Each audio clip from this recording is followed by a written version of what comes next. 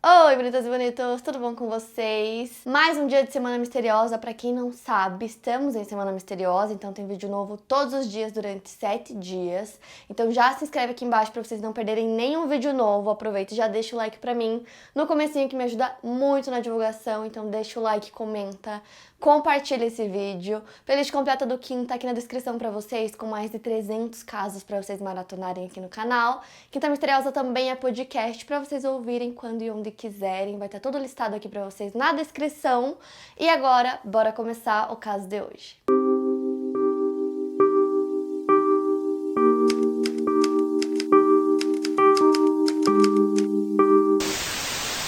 Brenda Ann Spencer nasceu no dia 3 de abril de 1962 em San Diego, Califórnia. Filha de Dorothy Nadine Hobel e Wallace Edward Spencer, sua primeira infância foi vivida de maneira humilde e ela passou a maior parte dela com o pai, Wallace, porque a sua mãe, segundo ela mesma, simplesmente não estava lá. Seus pais se divorciaram quando ela tinha 9 anos, em 1972, e o relacionamento dela com ambos parecia ser cheio de tensões. Depois do divórcio dos pais, ela e seus irmãos ficaram sob os cuidados do pai, que conseguiu a custódia dos filhos porque os dois mais velhos disseram no tribunal que queriam ficar com o pai, e o juiz não quis separar os irmãos, então o pai ficou com a guarda de todos os filhos. Segundo os pais da Brenda, antes do divórcio, eles tinham uma vida feliz, eles eram uma típica família suburbana norte-americana. Segundo eles, também alguns comportamentos da Brenda eram estranhos desde sua infância. Ela costumava decapitar suas bonecas de brinquedo. Crianças da vizinhança estranhavam seus comportamentos e não queriam brincar com ela, o que fez com que ela crescesse bastante solitária. Aparentemente, a Brenda e o seu pai dormiam na mesma cama e ele começou a abusar dela quando ela tinha apenas 9 anos. Praticamente todas as noites as violências aconteciam.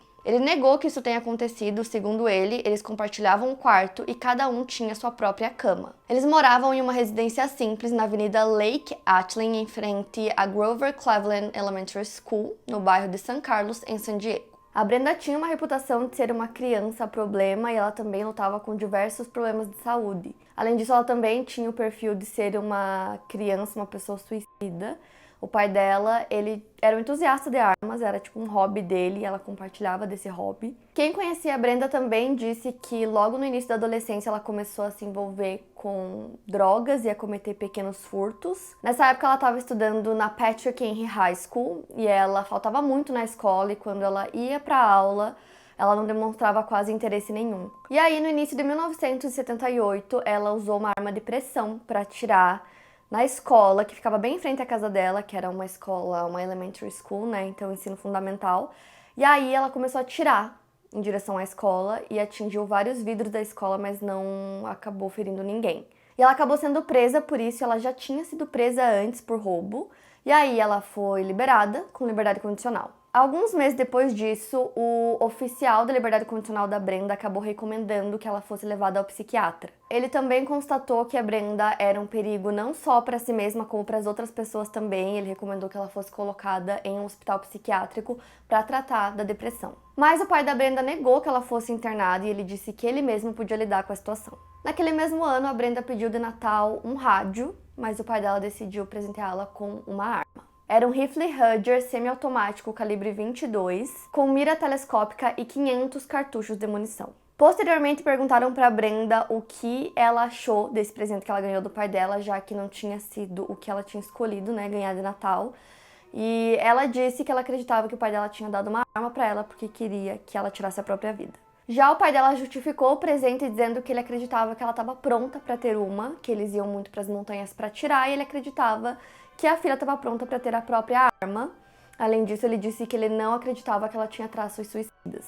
Nessa época, a Brenda tinha 16 anos, ela era bem magra, ruiva, tinha 1,70 de altura, e a aparência física dela foi descrita pelos colegas como muito ruim. Nessa época, ela também gostava de fotografar e acabou ganhando destaque fazendo isso. Ela recebeu um prêmio em uma competição da Human Society. Até que em janeiro de 1979, mais precisamente num sábado, dia 27, a Brenda disse para um outro adolescente que algo grandioso aconteceria na segunda-feira e que seria algo que apareceria na TV e no rádio. Então, a segunda-feira chegou e a Brenda perguntou pro pai dela se ela podia faltar à escola naquele dia porque ela não estava se sentindo muito bem. O pai dela saiu para trabalhar por volta das 7 horas da manhã e deixou a filha em casa. Por volta das 8h30 da manhã, os alunos da Grover Cleveland Elementary School, que ficava na frente da casa da Brenda, estavam para fora da escola escola em fila esperando para que o diretor abrisse as portas da escola. Então, enquanto as crianças estavam formando a fila, a Brenda estava do outro lado da rua, observando. Naquela manhã, a Brenda tinha misturado uísque com remédios para epilepsia. Enquanto as crianças estavam na fila, ela pegou o presente que ela ganhou do pai, apontou a arma para fora da janela de casa e começou a atirar. O diretor da escola, Burton Wragg, de 53 anos, ouviu o tiro inicial e saiu correndo para tirar as crianças do perigo. A Brenda atirou nele, que acabou não resistindo porque o tiro acertou em seu peito. O zelador principal da escola, Michael Sucher, conhecido carinhosamente pelas crianças como Sr. Mike, de 56 anos, correu para ajudar o diretor e acabou levando um tiro fatal no peito também. A Brenda atirou em 8 crianças e em um policial que chegou no local chamado Robert Robb. Em um ato de coragem, ele tentou proteger as crianças e nesse meio tempo ele levou um tiro no pescoço, mas ele sobreviveu. A polícia de San Diego foi chamada para o local com um relato de tiros, crianças baleadas e um policial ferido. O oficial de patrulha Ted Kacinak parou o motorista de caminhão de lixo que se dirigia para a cena do tiroteio e comandou o caminhão. Ele dirigiu o veículo até o estacionamento para servir de escudo, enquanto os oficiais e funcionários da escola removiam os feridos. O oficial Robert, ferido no pescoço, estava encolhido atrás de uma árvore com outros policiais. Mais tarde, ele foi premiado com uma medalha de bravura por correr para tentar salvar aqueles que haviam sido baleados. Nenhuma das crianças feridas morreu.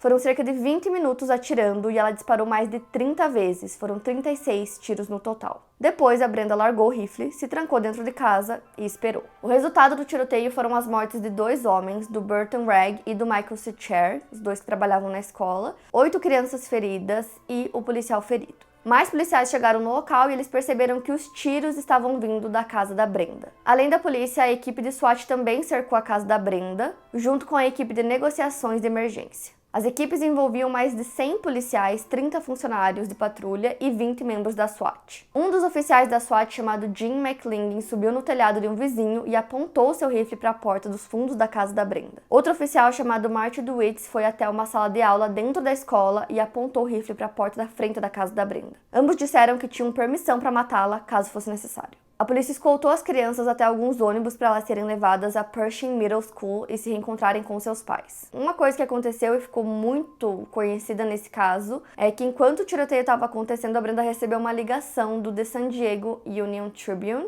e era um repórter que estava ligando para a casa dela, mas na verdade ele queria ligar para a casa de um dos vizinhos da Brenda para tentar descobrir o que estava acontecendo, por que estava acontecendo aquele tiroteio, quem estava atirando, e na verdade ele ligou diretamente para casa da Brenda e ela atendeu. O repórter chamado Steve Wiggin conversou com a Brenda e ele disse que ela parecia muito calma, muito tranquila no meio daquela situação que estava acontecendo. E aí ele basicamente perguntou para ela por que ela estava fazendo aquilo e ela simplesmente respondeu que ela não gosta de segundas-feiras. Aí ela perguntou: "Você gosta de segunda-feira?" "Ninguém gosta e é uma forma de animar o dia." Inclusive, essa resposta dela ficou muito famosa e a polícia entrou em contato com o jornal pedindo que eles desligassem, liberassem a linha imediatamente porque eles queriam conversar com a Brenda e começar as negociações, porque até então ela ainda estava com o rifle dentro da casa. O policial Paul Olson foi o negociador principal do caso, então ele conversou com a Brenda por horas tentando convencer ela a largar a arma e se render. O Paul, que estava negociando com ela, se lembra de ter oferecido para ela um pouco antes dela se render um lanche do Burger King, um Whopper. E aí, pouco tempo depois, ela acabou se rendendo e saiu da casa dela às 2h30. Então ela colocou o rifle dela no chão e um segundo rifle de chumbo e também todas as munições no chão. Depois disso, ela foi presa e levada para a unidade de homicídios para ser interrogada. E aí os policiais entraram na casa para revistar a casa dela e eles encontraram várias garrafas de cerveja e de whisky, mas ela não parecia estar embriagada. Além disso, eles também encontraram cerca de 200 cartuchos de munição que não foram utilizados. E aí, como eu disse para vocês, naquela manhã a Brenda teria dito que ela tinha misturado whisky com remédios para epilepsia.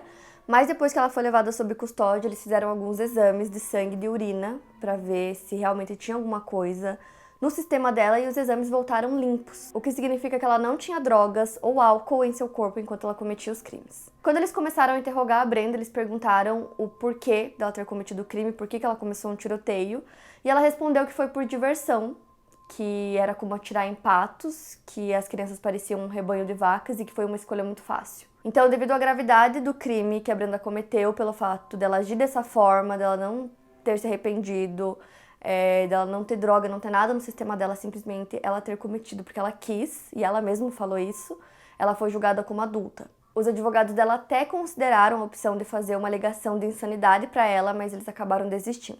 O advogado de defesa da Brenda disse que ela sofreu muito durante sua infância em um lar desestruturado com um pai abusivo. Disse que ela também fazia uso de drogas e sua hostilidade em relação à polícia e à sociedade em um geral eram consequências dos seus traumas. Em julho do mesmo ano que o crime aconteceu, em 1979, o Bob Geldof e Johnny da banda The Boomtown Rats escreveram e lançaram uma música chamada I Don't Like Mondays, inspirada na frase, na infame frase supostamente dita pela Brenda, e foi escrita depois do Bob ter lido sobre o caso. A banda irlandesa conseguiu que a música ficasse em primeiro lugar durante 4 semanas no Reino Unido, e a música também ficou bastante popular nos Estados Unidos, mas as rádios de San Diego se recusavam a tocar a música por anos após o tiroteio. A Brenda escreveu pro Bob dizendo que ela estava feliz por ele ter lançado a música, porque isso havia a tornado ainda mais famosa. E aí o autor respondeu que isso não é uma coisa boa de se conviver. Em 1980, quando ela foi acusada como adulta, ela se declarou culpada de 2 acusações de assassinato. Sua condenação foi de 2 penas simultâneas de prisão perpétua, com um período mínimo de 25 anos, antes dela ter o direito de pedir por liberdade condicional. Como ela tinha 16 anos, ela acabou escapando da pena de morte. Outras 9 acusações de tentativa de homicídio foram arquivadas. Ela foi enviada para a California Institution for Women, em Corona. O seu pai era o único visitante constante da Brenda, indo até a prisão todos os sábados. Inclusive, o pai dela não se mudou, ele continuou morando na mesma casa em frente à escola. E aí, sob os termos da sua sentença indeterminada, ela acabou se tornando elegível para pedir a liberdade condicional em 1993. Em suas 4 primeiras audiências do Conselho de Liberdade Condicional, o seu pedido foi negado. E aí, na primeira audiência, ela disse que ela usava drogas e álcool e que ela tinha tomado sim um remédio para epilepsia no dia em que ela cometeu o crime.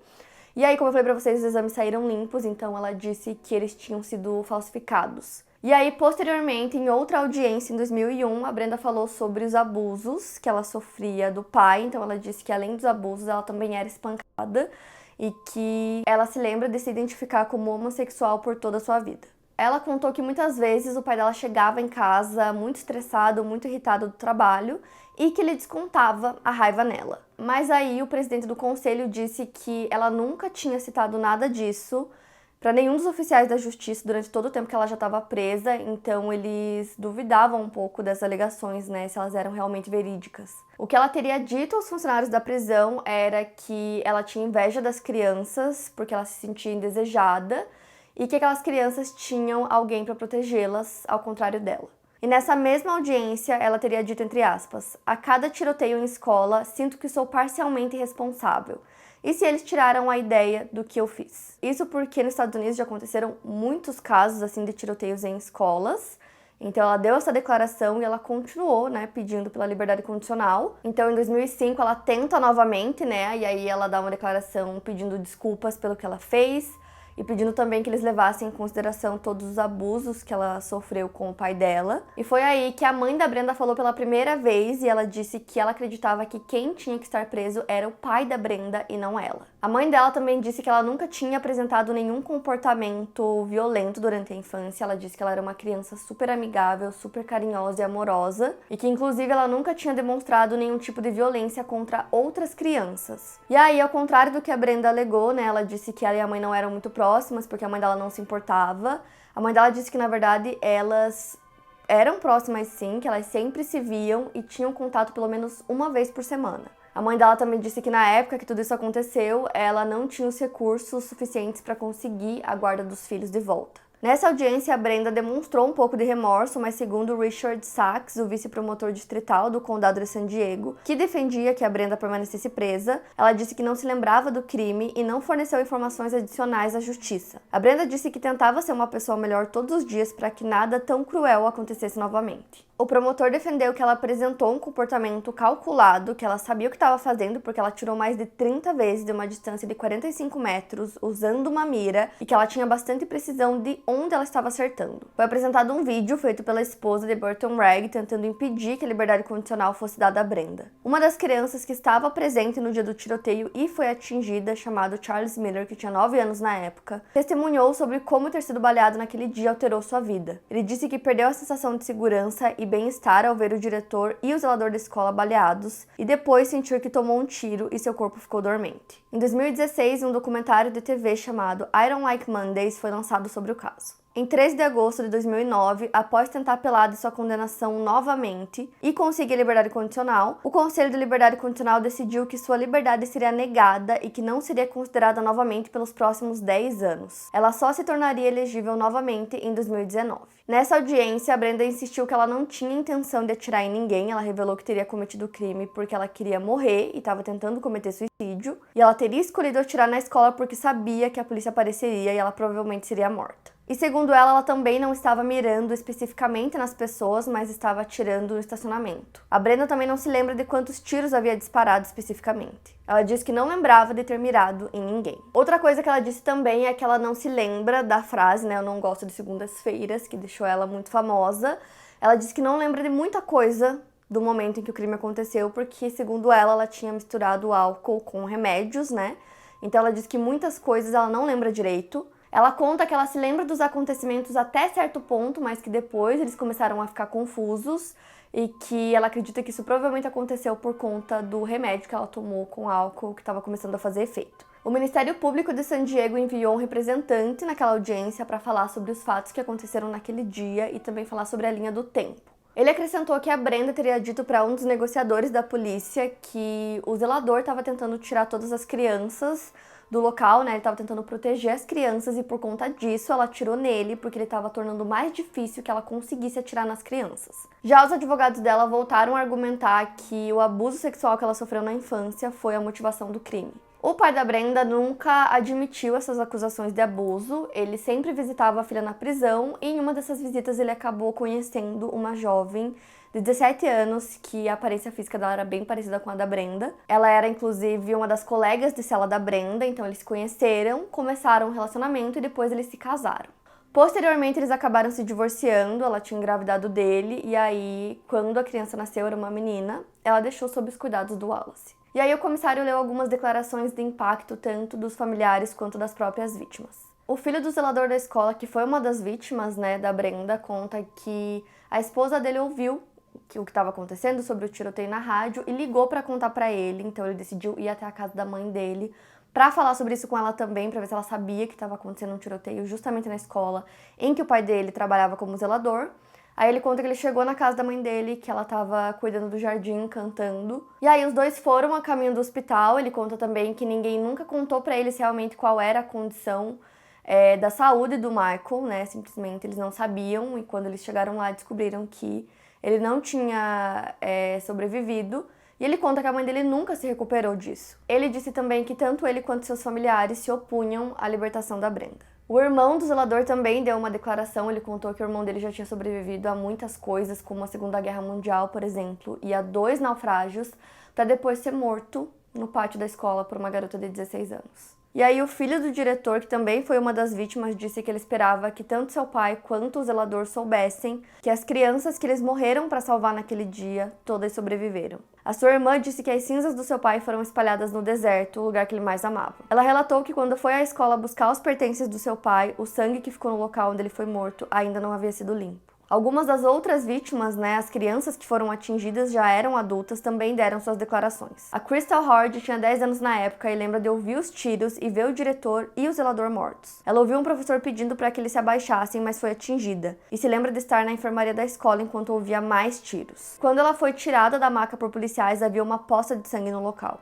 Ela disse que teve pesadelos relacionados aos acontecimentos e um dos seus maiores medos é de estar em um lugar público e ter alguém apontando uma arma para ela. O Francis Tile, pai de 2 meninas que frequentavam a escola, se lembra do telefonema que recebeu de um vizinho falando sobre o tiroteio. Uma de suas filhas foi ferida, a bala acertou no seu cotovelo e ela também tinha marcas de queimadura de uma outra bala que pegou de raspão em suas pernas. A outra filha do Francis foi salva graças a um estojo de canetas que segurou uma bala. As meninas testemunharam as mortes tanto do zelador quanto do diretor. Outra vítima, chamada Charles Miller, também deu uma declaração e lembrou que a sua mãe tinha acabado de deixá-lo na escola. Ele estava subindo a escada quando viu os corpos do diretor e do zelador. Ele então desmaiou quando uma bala passou a 1 polegada do seu coração, saindo do seu peito. Ele sobreviveu, mas permaneceu aterrorizado. Ele inclusive foi chamado para testemunhar contra a Brenda em seu julgamento, dizendo entre aspas: "Entrei no tribunal e vi esse monstro olhando para mim. O olhar que ela deu foi o suficiente para assustar qualquer criança até a morte." Na audiência foi citado por ele que ele acreditava que ele foi um dos alvos porque ele estava usando um colete azul, que é a cor favorita da Brenda. Ele se lembra de algumas crianças que estavam usando casacos de penas serem alvejadas. A Brenda já havia falado em algum momento que estava atirando nas crianças, pois gostava de ver penas voar. A liberdade condicional da Brenda foi negada novamente e ela voltou para ser reclusa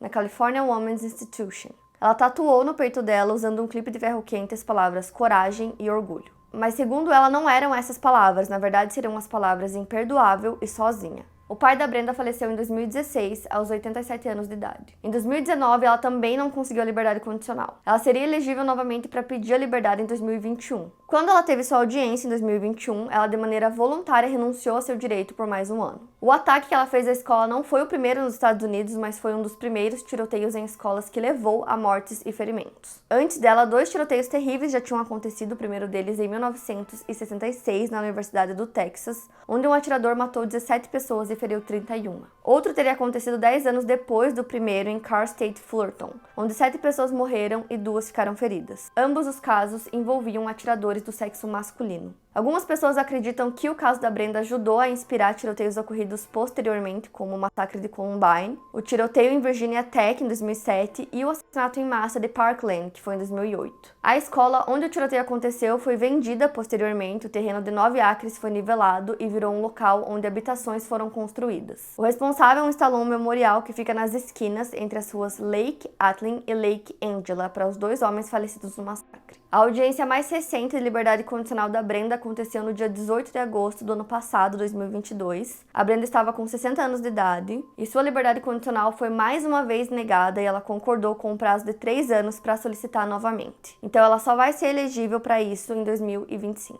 Portanto, hoje ela continua cumprindo pena. Esse é um caso que ficou muito conhecido e volta e meia ele aparece principalmente no TikTok. Vocês já tinham me pedido para trazer aqui para o canal, então me contem nos comentários o que vocês acharam desse vídeo. Não esquece do like e de se inscrever no canal para não perder nenhum vídeo novo. Estamos em Semana Misteriosa, vídeos novos todos os dias durante 7 dias, então não perde. Aproveita e vai conferir a playlist completa do Quinta, já tem muitos casos aqui no canal para vocês. O podcast também vai estar aqui na descrição e eu espero vocês lá nas minhas redes sociais, então me sigam por lá. E é isso, eu vejo vocês no próximo vídeo.